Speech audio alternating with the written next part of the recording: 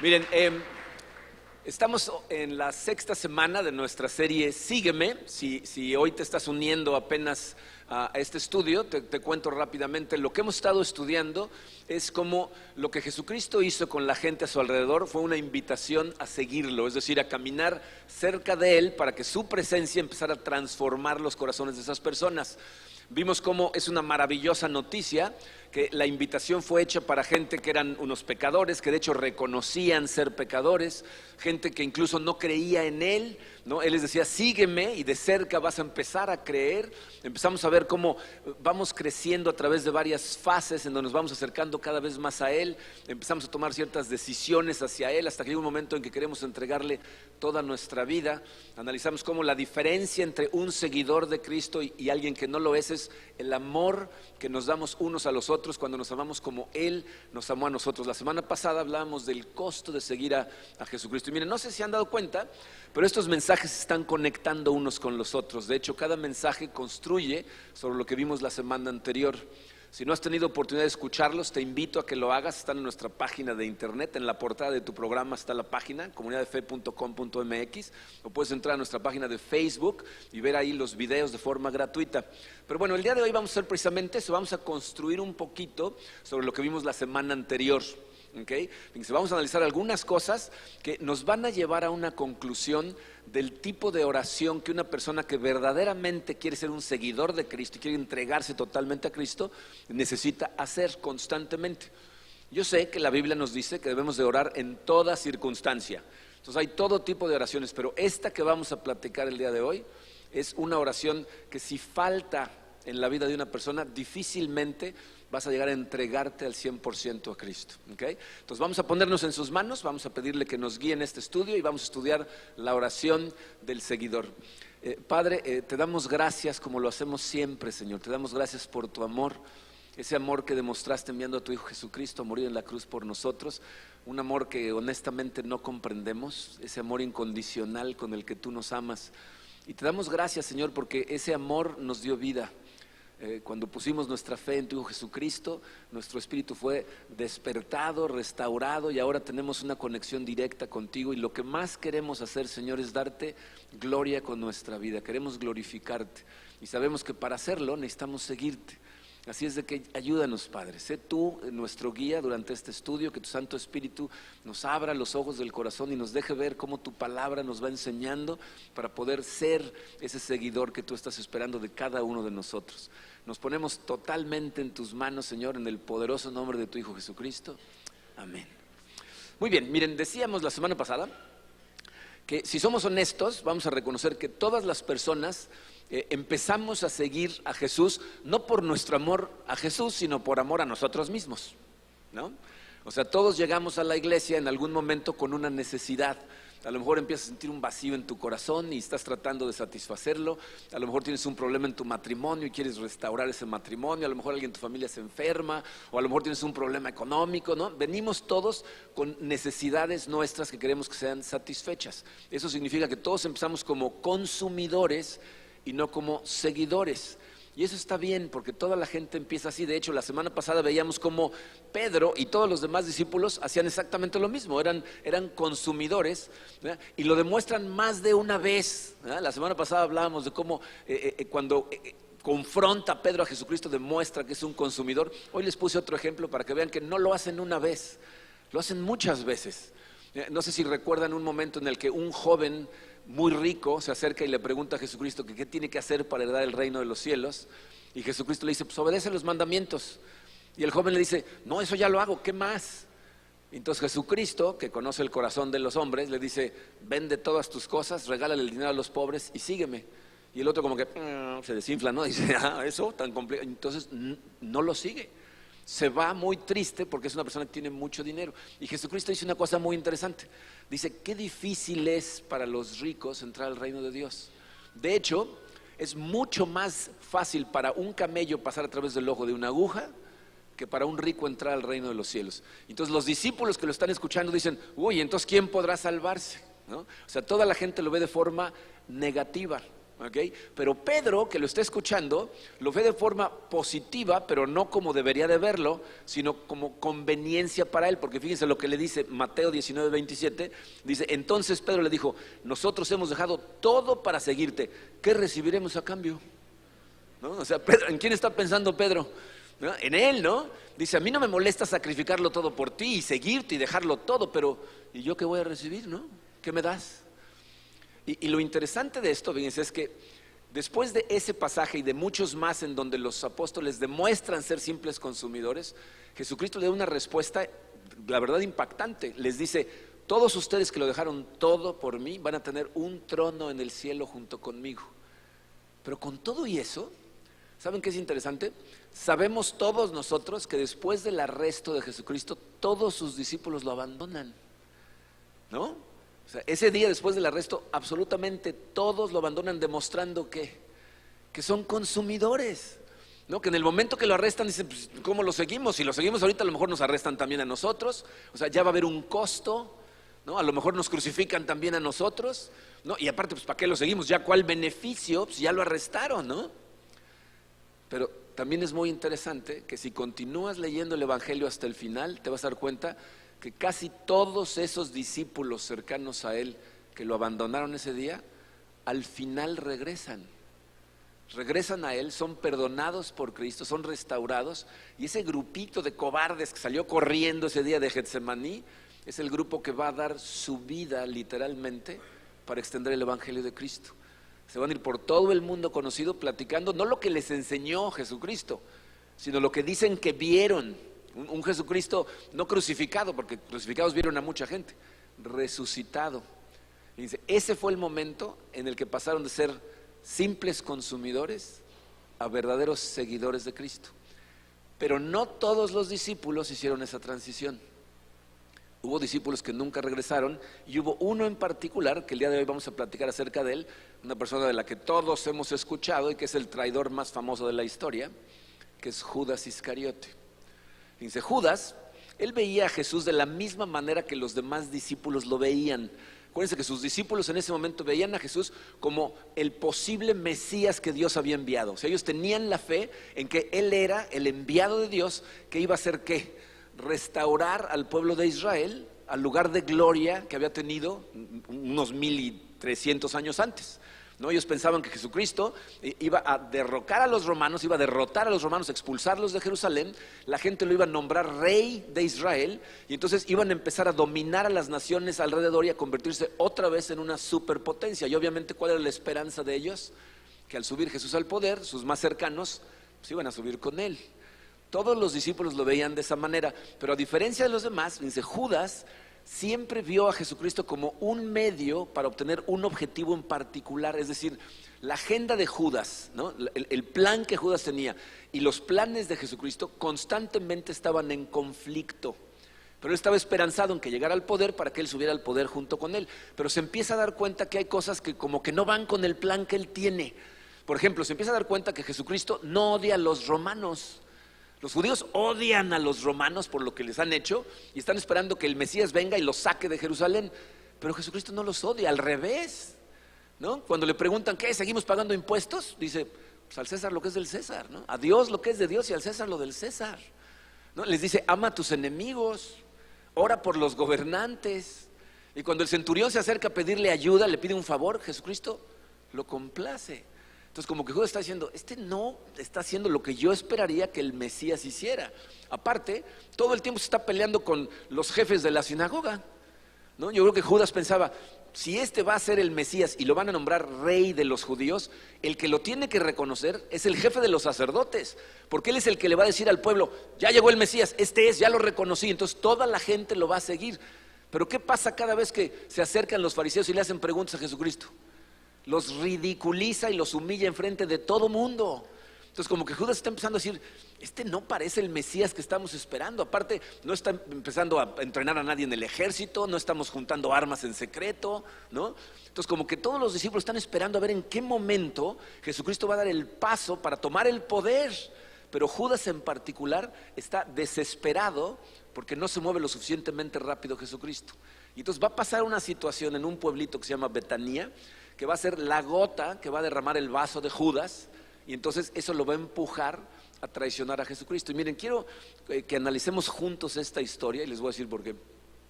Se van a dar cuenta que aunque no lo puedan creer, hay algo de Judas en todos nosotros. No en el sentido de que quieres traicionar a Jesucristo. O sea, ninguno de nosotros va a tener la posibilidad de hacer lo que Judas hizo. No podemos traicionar a Jesús de esa manera. Pero se van a dar cuenta cómo muchas veces lo que tratamos de hacer es imponer nuestra voluntad sobre la de Dios. Y cuando eso pasa, estamos actuando como Él. Va a llegar un momento en que tu voluntad y la voluntad de Dios no se van a parecer, y como decíamos la semana pasada, lo que hagas en ese momento va a determinar si continúas como un simple consumidor o si te vas a transformar en un verdadero seguidor de Cristo. Entonces vamos a analizar lo que pasó ese día en Betanía. Esta historia la cuentan más de uno de los evangelistas. Vamos a empezar en Mateo. En Mateo, capítulo 26, empezando en el versículo 6, dice esto, dice: estando Jesús en Betanía, en casa de Simón llamado el leproso. Miren, no sabemos a ciencia cierta quién es este Simón llamado el leproso. Hay algunas personas que piensan que ese señor es de hecho Lázaro. Y lo piensan porque en el Evangelio de Juan, cuando se cuenta esta misma historia, la mujer que está a punto de hacer lo que vamos a leer, nos dice Juan que es María, la hermana de Lázaro. Entonces algunas personas piensan que Lázaro tenía un apodo medio raro, ¿no? Le decían Simón el leproso. No sabíamos si a lo mejor tenía la piel medio rara y desde chiquito le pusieron el leproso como apodo para molestarlo, si verdaderamente tenía lepra, ¿verdad? Y la gente de todas maneras iba porque les caía bien, o si Jesús lo había sanado. No tenemos idea. Pero están en casa de Simón el leproso. Y dice el versículo 7: se acercó una mujer con un frasco de alabastro lleno de un perfume muy caro y lo derramó sobre la cabeza de Jesús mientras él estaba sentado a la mesa. Al ver esto, los discípulos se indignaron. Miren, este asunto del perfume sobre la cabeza era una costumbre común en esos días, pero normalmente se hacía con aceite de oliva. Un invitado especial le ungían la cabeza con aceite. Pero esta mujer lleva un perfume que es carísimo, y antes de que diga agua va, pum, llega y lo vacía en la cabeza de Jesucristo y lo empieza a untar. Y dice ahí que los discípulos se indignaron. Dice el versículo 9: ¿para qué este desperdicio? Dijeron. Podía haberse vendido este perfume por mucho dinero para darlo a los pobres. Miren, dense cuenta de lo que pasa en esas escenas. Traten de ver la narrativa de lo que está sucediendo. Si en verdad están en casa de María, ¿se dan cuenta de lo incómodo de la situación que acaban de crear los discípulos? O sea, imagínate que tú estuvieras en tu casa, invitaras a un grupo de gente de la iglesia y estuviéramos a punto de comer, y porque quieres medio verte bien con ellos, sacas tus cubiertos de plata, ¿no? Y los pones en la mesa, y que alguno de aquí te dijera: ¿cubiertos de plata? ¿Estás hablando en serio? ¿Cuánto te costó esto? ¿No podíamos haber ayudado a algún pobre en vez de estar gastando en cubiertos de plata? ¿Te imaginas la incomodidad de ese momento en adelante? Tiren el caviar y saquen los frijoles, ¿no? O sea, ¿quién sabe qué más van a criticar, no? O sea, ¿no? Pero bueno, eso nos hace pensar que los discípulos conocían muy bien a esta familia y entonces sintieron con la libertad de criticar de esa manera. Ahora, acuérdense que Mateo escribe de forma muy resumida. Si nos vamos a ver lo que dice Juan también estaba presente en este hecho, y él nos da un dato que Mateo dejó fuera. Fíjense lo que dice en Juan capítulo 12, versículo 4, dice: Judas Iscariote, que era uno de sus discípulos y que más tarde lo traicionaría, objetó: ¿por qué no se vendió este perfume que vale muchísimo dinero para dárselo a los pobres? O sea, en realidad no fueron todos los discípulos al mismo tiempo que objetaron. El que empezó el desorden fue Judas, ¿no? Seguramente Judas vio el desperdicio y dice: Santiago, ¿ya viste lo que hicieron? ¿Oliste el perfume? Ese perfume es carísimo. ¿Cuánto crees que cueste? La Biblia nos dice que ese perfume costaba más o menos el salario de un año de una persona. No, sí es carísimo. A ver, Bartolomé, ¿tú qué opinas? Y empezó a decirle a todos hasta que todos estaban indignados.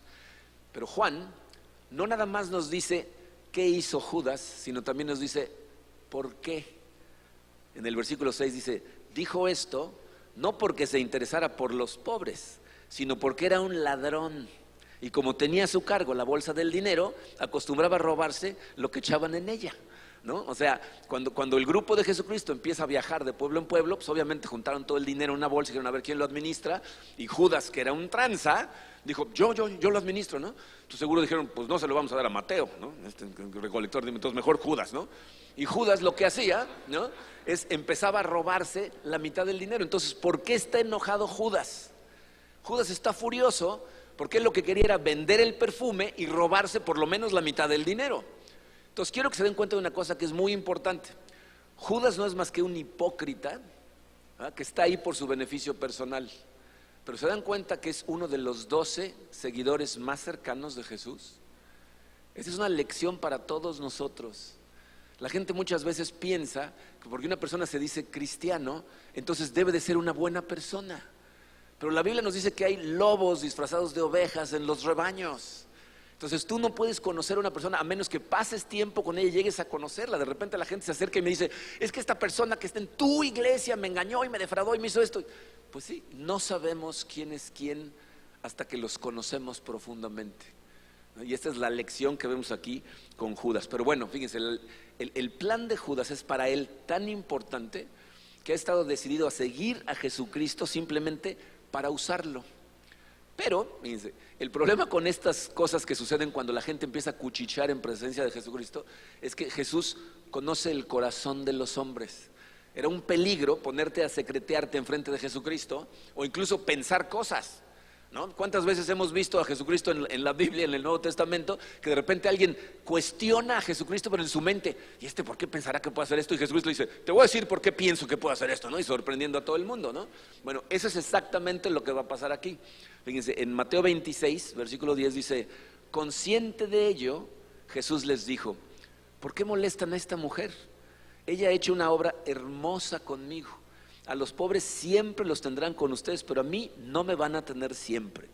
Al derramar ella este perfume sobre mi cuerpo, lo hizo a fin de prepararme para la sepultura, la forma en que prepara a la gente para la sepultura, ¿no? Que seguramente cuando dijo esto, Pedro empezó a decir, otra vez ahí va a hablar de su muerte, ¿no?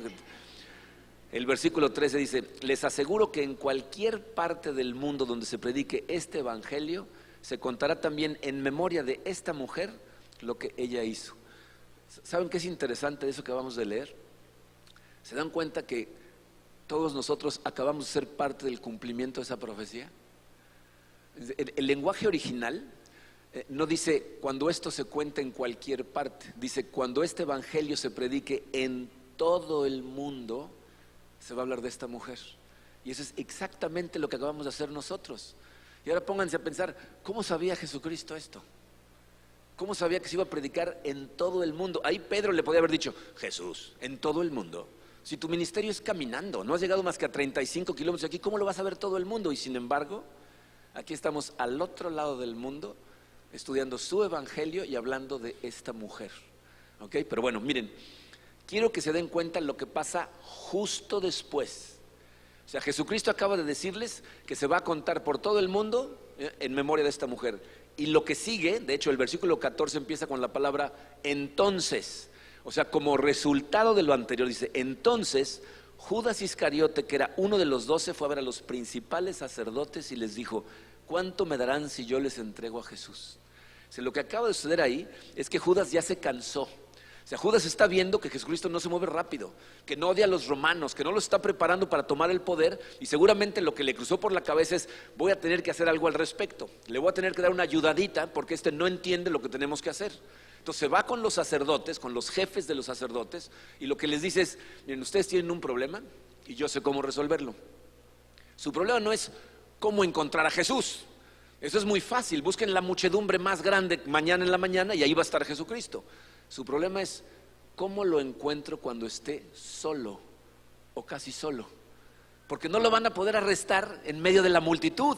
Imagínense, Jesucristo está alimentando a 5,000 personas o sanando enfermos y van a llegar los de la guardia, con permiso, con permiso, con permiso, con permiso, está usted arrestado, vámonos, con permiso, con permiso. O sea, la muchedumbre los apachurraría, ¿no? Entonces lo que les está diciendo es, yo soy uno de los 12 más cercanos, lo conozco, voy a estar al pendiente. Díganme, ¿cuánto me dan si los llevo a él cuando esté prácticamente solo? Continúa el versículo, y ellos le asignaron 30 piezas de plata. El versículo 16 es uno de los versículos más absurdos de toda la Biblia. Dice, desde entonces Judas buscaba el mejor momento de entregar a Jesús. O sea, ¿será que de verdad a Judas se le olvidó todo lo que había visto hacer a Jesús? O sea, ¿creería en serio que él podía entregar a Jesús en contra de su voluntad? ¿No lo había visto hacer todos los milagros que hacía, el control que tenía sobre el universo y piensa que lo va a poder entregar? Miren, Judas está a punto de aprender una lección importantísima, pero de la peor manera posible. Y mi oración es que cada uno de los que estamos aquí sentados podamos aprender esta misma lección, pero en la cabeza de Judas. Es decir, que no tengas que atravesar tú por el dolor que él va a tener que atravesar para aprender esta lección. Por miles de años la gente se ha preguntado, ¿por qué haría Judas una cosa así? ¿Por qué traicionaría a Jesucristo después de estarlo siguiendo por tantos años? La verdad es que no podemos saber a ciencia cierta cuál es la razón que tenía en su corazón para hacerlo. Pero yo creo que hay suficiente evidencia por lo que pasa antes de su traición y por lo que pasa justo después para sugerir algo más que simple ambición. Fíjense, nosotros sabemos que él seguía a Jesucristo con la esperanza de que fuera el Mesías, no porque tuviera mucho interés en que Israel estuviera bien otra vez o en la gente, sino por su beneficio personal. Pero miren, simple ambición lo hubiera dejado con sus 30 monedas. Muchos escolares bíblicos, y yo estoy totalmente de acuerdo con ellos, creen que Judas simplemente estaba tratando de acelerar el proceso de que Jesucristo se revelara como el Mesías, convenciera a los líderes religiosos del momento de que él era el Mesías, tomara el poder y todos ellos subieran al poder. El problema para Judas es que no iba lo suficientemente rápido. Entonces él pensó, claro, en las muchedumbres no lo pueden arrestar, pero a lo mejor si llevo yo a estos líderes religiosos y lo agarramos por sorpresa, entonces lo van a poder arrestar, y cuando él se vea involucrado en ese ambiente hiperreligioso y totalmente legalista de los fariseos, van a empezar a tratar de castigarlo. Él no va a permitir que le hagan daño y entonces se va a rebelar. O sea, Judas no tenía ninguna evidencia de que Jesucristo iba a permitir que alguien le hiciera daño. Cada vez que trataban de atraparlo, simplemente se escabullía. Entonces le decía, si puedo lograr que verdaderamente lo arresten, entonces cuando traten de hacerle algo se va a revelar ante ellos, ellos lo van a ver en acción verdaderamente, van a creer en él y entonces le van a decir al pueblo que es el Mesías. Entonces por eso, en la cena de Pascua, escucha que Jesucristo le dice a sus discípulos que van a ir a orar al huerto de Getsemaní, ellos solos, y entonces Judas ve su oportunidad. En ese momento sale corriendo, se va a ver a los jefes de los sacerdotes y seguramente les dijo, a ver, ármense, tráiganse a los guardias, traigan una muchedumbre, por favor traigan antorchas, porque va a estar muy oscuro y necesitamos arrestar a Jesucristo. Al que yo le dé un beso, a ese agarran, porque si se equivocan, si arrestan sin querer a la persona equivocada, no vamos a tener otra oportunidad. O sea, ellos van a saber que yo los traje y no me van a dejar acercarme nunca más. Así es de que abran los ojos, prendan las antorchas, vénganse con un montón de gente y vamos a arrestarlo. Y eso es exactamente lo que sucede. Llega una muchedumbre, arrestan a Jesucristo, todos sus discípulos salen huyendo, incluyendo a Judas. Es llevado a la casa del sacerdote principal, en donde se pasan la noche golpeándolo, interrogándolo, y él jamás abre la boca. Y Mateo nos va a contar lo que sucede al otro día en la mañana, en el capítulo 27. Dice, muy temprano por la mañana, los principales sacerdotes y los ancianos del pueblo se juntaron nuevamente para tramar de qué manera ejecutar a Jesús. Fíjense, ahí no están diciendo de qué manera lo vamos a juzgar, cómo probamos su culpabilidad. A estos les daba igual, lo que querían era matarlo. ¿Qué tal un juicio? No, ya lo juzgamos hace mucho tiempo. Lo que necesitamos es encontrar una forma de matarlo. Y miren, aquí en lo que va a suceder a continuación es donde el plan de Judas se desmorona por completo. El versículo 2 dice, luego lo ataron, se lo llevaron y lo entregaron a Pilato, el gobernador de Roma. En ese momento Judas entra en pánico. Dice, no, ese no es el plan. Eso no es lo que se supone que tiene que suceder. Ustedes lo tienen que juzgar ustedes de acuerdo a las leyes judías. Castíguenlo, regáñenlo, denle de palos, denle cachetadas, que es lo que hacían los judíos. Porque Judas sabe que el pueblo judío no tiene autoridad para matar a nadie.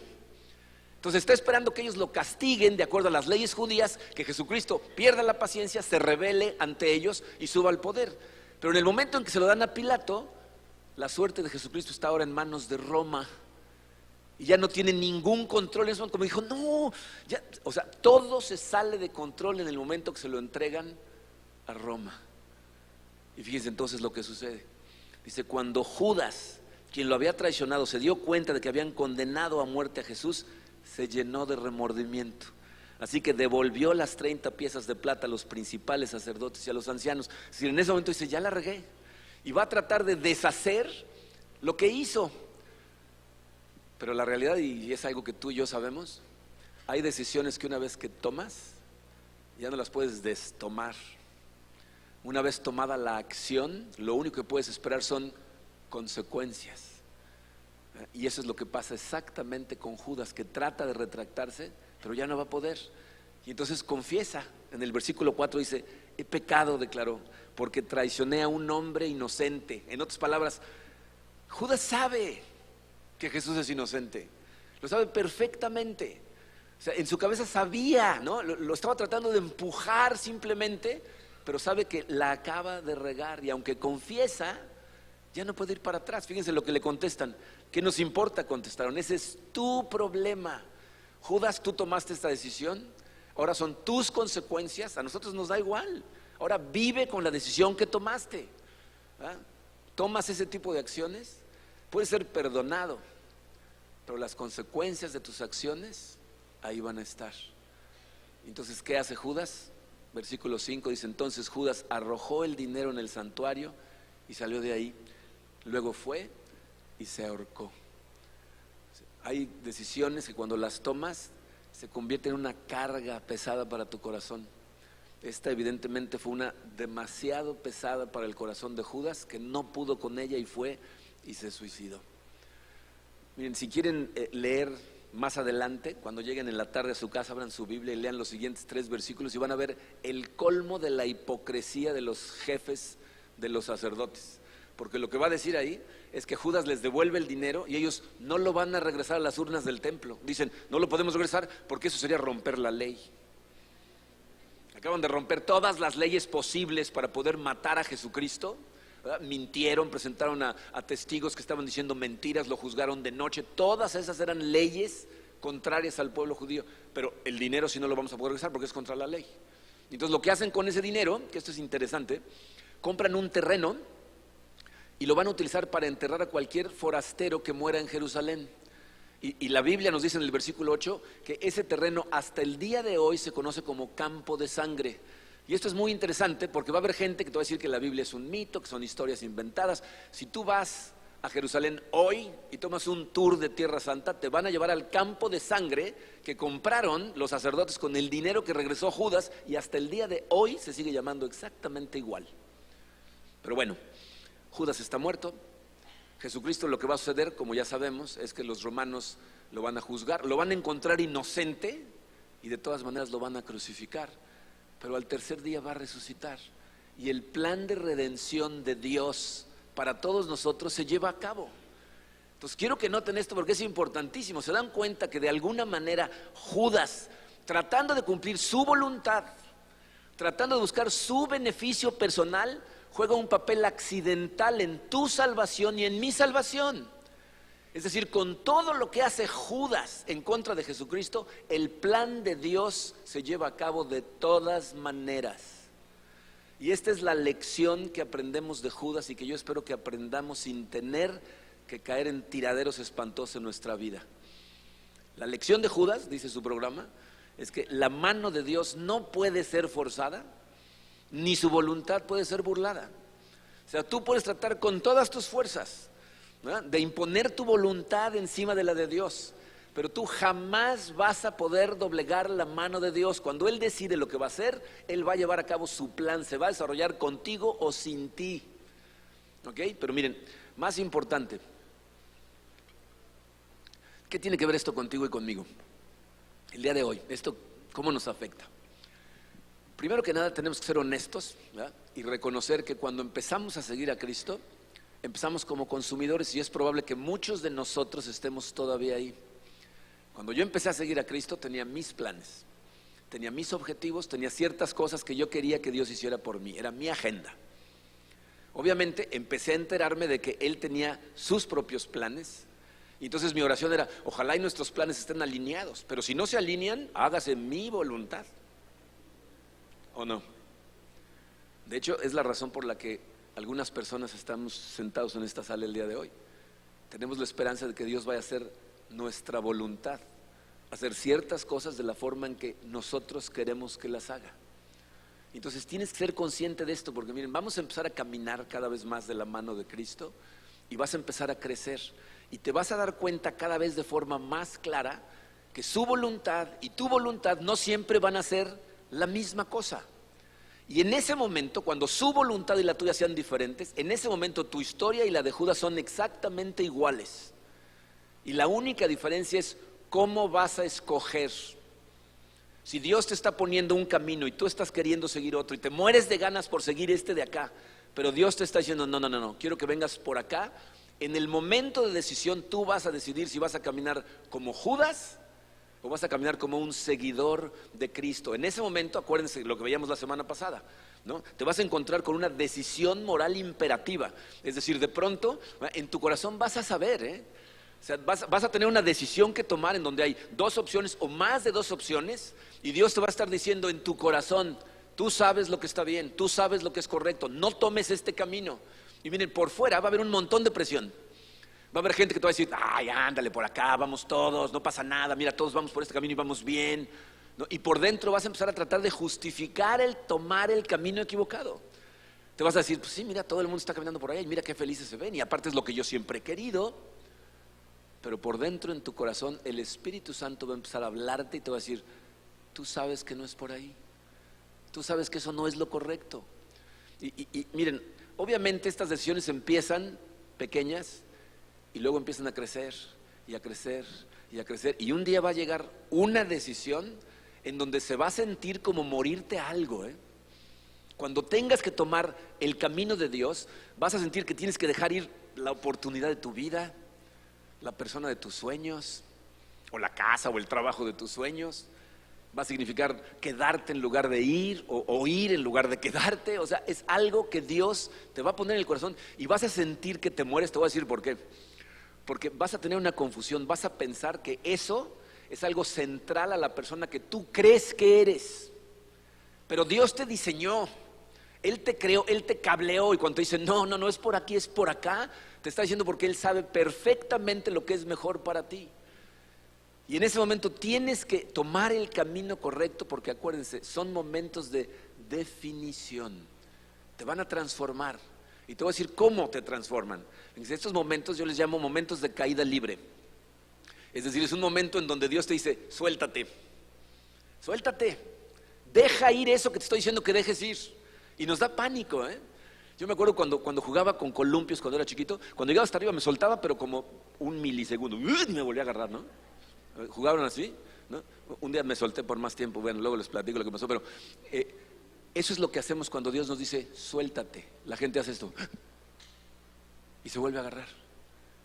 Un momento de caída libre te transforma cuando Dios te dice, suéltate, y te sueltas y le das tiempo suficiente para ir en caída libre y que te cache. En el momento en que te detiene, en ese momento se hace presente de forma real en tu vida y sabes que está ahí, y algo dentro de ti se transforma porque sabes que ahí está y lo sientes.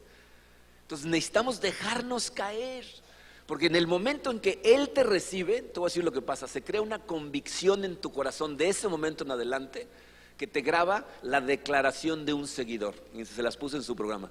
La declaración de un seguidor dice así: Dios, quiero lo que tú quieres más de lo que quiero lo que yo quiero. O sea, en el momento en que te das cuenta que verdaderamente Dios está ahí y no te deja caer, entonces empiezas a decir en tu corazón: Señor, yo quiero lo que tú quieres para mi vida, lo quieres para mi familia, para mi matrimonio, para mis hijos, ¿verdad?, para mi salud. Yo quiero lo que tú quieres para mí más de lo que yo quiero para mí. Pero si somos honestos, la mayor parte de nosotros no está ahí. La mayor parte de nosotros en este momento queremos lo que queremos, ¿o no? Y a lo mejor haces esa declaración, dices: Señor, yo quiero lo que tú quieres para mí, pero en el centro, en tu corazón estás diciendo: pero ojalá y se parezca a lo que yo quiero, ¿no? Porque lo que quieres es lo que tú quieres, ¿no? Y entonces nos cuesta trabajo, porque les estoy diciendo que necesitamos tener esta declaración grabada en el corazón, pero tú sabes que es algo que aunque lo digas en este momento no lo crees y no vives de esa manera, ¿no es así? Entonces, fíjense, si estás ahí y eres lo suficientemente honesto contigo, para reconocer que ahí estás, quiero darte hoy una oración que te va a dar espacio para respirar y te va a dar espacio para permitirle a Dios trabajar en ti. Esta es la oración del seguidor. Le vas a decir: Dios, quiero querer lo que tú quieres más de lo que quiero lo que yo quiero. Esta es una oración honesta, en donde vas a ir a Dios y le vas a decir: Señor, yo sé que en este momento no quiero más lo que tú quieres para mí que lo que yo quiero para mí. Preferiría que se hicieran las cosas a mi manera, pero quisiera quererlo. Quisiera que de verdad en mi corazón yo aprendiera a querer estas cosas. Entonces, por favor, transforma mi corazón. Miren, esto que les estoy diciendo es importantísimo, porque son los momentos de definición. Esta es una oración que a lo mejor ni te has dado cuenta, pero ya la haces a veces. Miren, aquí en la iglesia tenemos casos de verdad impresionantes de gente que ha tomado decisiones de fe, que nos admiran a todos cuando vemos sus testimonios, ¿no? Gente que han restaurado sus matrimonios cuando uno de los dos han hecho una barbaridad y pensamos: yo no podría hacer eso, no podría perdonar a alguien así. Y vemos a gente que ha perdonado, han restaurado y su matrimonio hoy es muy próspero. Vemos a gente que ha dejado carreras, gente que lo ha dejado todo por irse al otro lado del mundo a predicar el evangelio. Y te aseguro que cuando vemos esas cosas, muchos de nosotros lo que pensamos es: yo no podría hacer eso, yo no podría tomar una decisión como esa. Pero en tu corazón, fíjate, lo que piensas es: ojalá pudiera, ojalá tuviera el valor de tomar una decisión como esa. En otras palabras, lo que estás diciendo es: ojalá quisiera lo que Dios quiere para mí más de lo que yo quiero para mí. Entonces, esa oración honesta, Dios la honra, Entonces, fíjate, eso es lo que va a pasar. Piensen que esas personas que tomaron esas decisiones, esa decisión no fue su primera decisión de seguir a Dios. Normalmente empezaron con decisiones más pequeñas, ¿no? Que fueron creciendo y creciendo y creciendo hasta que llegaron a una enorme. Entonces tú vas a enfrentar en breve una decisión en donde Dios te va a dar dirección. Una decisión que a primera vista lo primero que vas a pensar es: no, ese costo está demasiado alto, en este momento todavía no puedo, Señor, por favor, perdóname, pero no puedo seguir eso, mejor voy a tomar la mía y si ya fracasa, regreso, ¿no? Ya me ayudas a arreglar el tiradero. Antes de hacer eso, antes de tomar esa decisión, te sugiero que te detengas a hacer una versión de esta oración. Que te detengas y le digas: Señor, sé que me estás hablando y tristemente en mi corazón no quiero hacer lo que tú quieres que haga, pero con todo el corazón quisiera quererlo. Te voy a pedir, Señor, que trabajes en este momento en mi corazón y te voy a dar tiempo.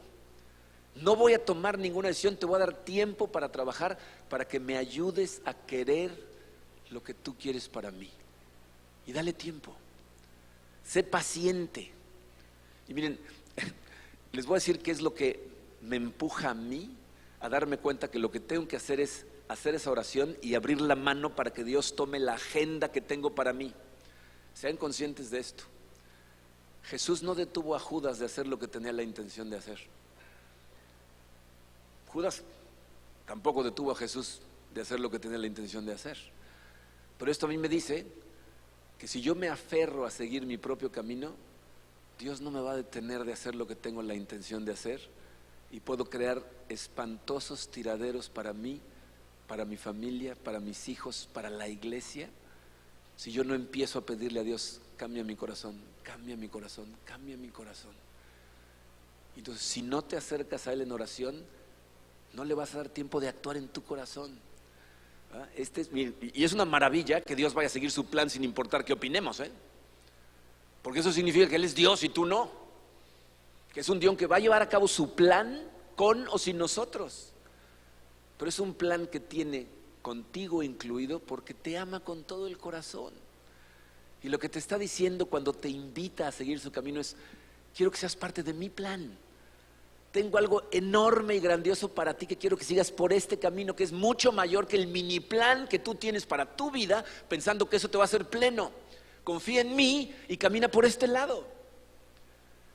Un día vamos a estar en la presencia del Señor. Mi esperanza es que en el momento que te llame a seguirlo, lo sigas, porque ese día, cuando estés en la presencia de Dios, vas a voltear en retrospectiva tu pasado y vas a poder ver ese día y vas a decir: ese fue el momento en que Dios me llamó y lo empecé a seguir. Y te vas a decir a ti mismo, y pensar que estuve a punto de decirle que no. Te aseguro que ese día le vas a dar gracias a Dios por haberte dado la fortaleza de empezar a seguirlo a Él, porque ahí vas a estar en su presencia. Entonces, si Dios va a hacer su voluntad de cualquier manera, la siguiente vez que te invite a seguirlo, por tu propio bien, detente, ponte en sus manos y síguelo. Va a ser toda la diferencia para tu eternidad. Vamos a orar. Padre, te damos gracias, Señor, por tu palabra, por la cantidad de cosas maravillosas que aprendemos cuando la estudiamos. Y te damos gracias, Señor, porque tienes un plan para nosotros. La realidad es que nos cuesta tanto trabajo cuando estamos tan distraídos por las cosas que brillan y nos distraen en este mundo, Señor, que realmente es una batalla interna poder seguir tu plan para nosotros. Y por eso, Padre, te pido, Señor, que nos des la sabiduría y la paciencia para empezar a orar. Sé que muchos no tenemos en este momento la fuerza de tomar acción para ir en tu dirección, pero sí tenemos la fuerza para orar. Entonces, danos, Señor, la capacidad de apretar el botón de pausa antes de decidir cualquier cosa y pedirte, Padre, que empieces a trabajar en nosotros, que transformes nuestro corazón. Señor, te pido que utilices el método que sea necesario para ayudarnos a todos los que estamos escuchando estas palabras a oírte claramente y a tener la confianza de seguirte, para que podamos sentir tu presencia, sentir que eres real en nuestra vida y de ahí en adelante seguirte cada vez con más fuerza, Padre. Queremos glorificarte con nuestra vida, Señor. Danos la fortaleza de seguirte en todo momento. Te lo pedimos en el poderoso nombre de tu Hijo Jesucristo. Amén.